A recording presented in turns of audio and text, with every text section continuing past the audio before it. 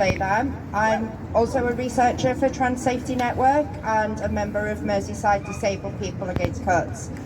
So echoing what Sarah said about the importance of the slogan, "Nothing about us without us," this goes for protest and support just as much as stakeholder consultations and research.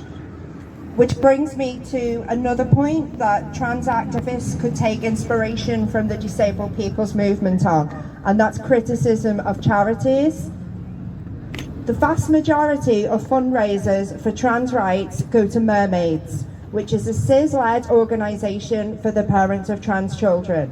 I'm not saying that they don't do good work, but this sometimes brings with it the same problems as disability charities that are set up to either support parents or others who work on our behalf, and they get the majority of the funding rather than the organisations that are led by us. There are loads of great trans-led organisations doing amazing and very difficult work on a shoestring that it would be great if allies could consider helping out in future.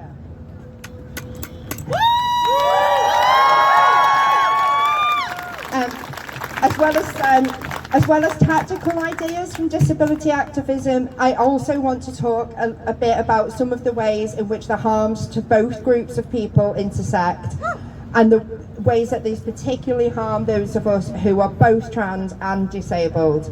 I'm increasingly concerned about how trans people who are disabled, neurodivergent or psychiatric survivors and service users are having their actual or speculated impairments weaponised to undermine our access to gender-affirming care. We are hearing increasing reports of parents who are being advised to, and in some cases succeeding, in having their autistic trans children's education, health and care plans stipulate that the school or college is not to discuss the existence of trans people or affirm a trans child's identity. And this isn't just an issue with children and young adults either.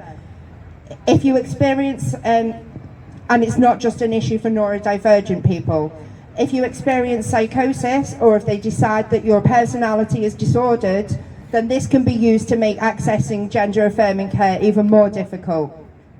We've seen court cases where parents have tried to prevent their adult children from accessing gender-affirming surgeries on the basis that because that adult is autistic, then informed consent is supposedly not possible.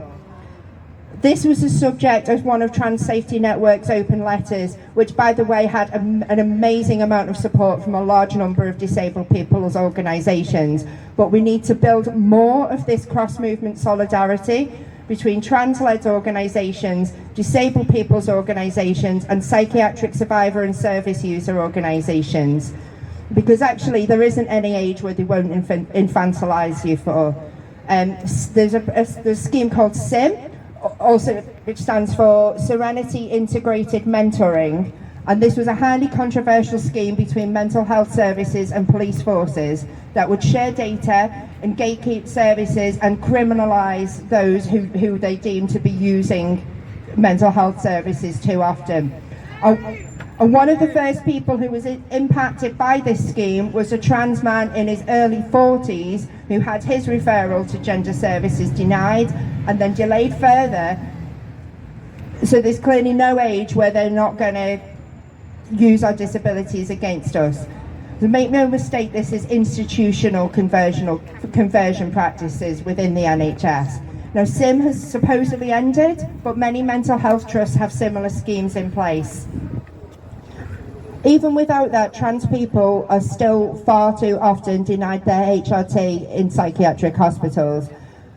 As a lot of Trans Safety Network's work has uncovered, there are far too many conversion therapists working and campaigning within the NHS. And you might be thinking, well, I'm not disabled, or I'm neurotypical, and I'm not mad, so surely I'll be okay. Well, unfortunately, Helen Joyce isn't the only one who thinks that we're a huge problem to a sane world. Far too many psychiatrists and psychologists agree with her. We've got therapists working in the NHS arguing that there are whole new psychiatric diagnoses that happen to look just like gender dysphoria but somehow aren't. And some are trying to conflate being trans with body dysmorphia, and the press and the transphobes are constantly talking about our so-called delusions.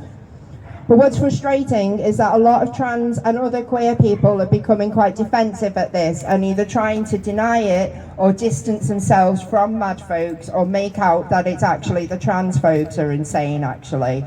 But unfortunately this doesn't work because institutional power and psychiatric violence don't work from the bottom. You can't use saneism against people who don't already have huge amounts of people doubting their credibility.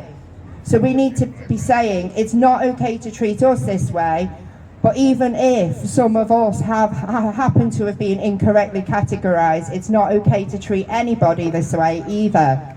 So as long as trans people are having disablism and saneism used to undermine our bodily autonomy, and as long as disabled people are being told that we couldn't possibly know that we're not cis, and as long as mad and neurodivergent people are experiencing psychiatric violence, then I personally would be ashamed to be anything other than a huge problem to their precious fucking sane world.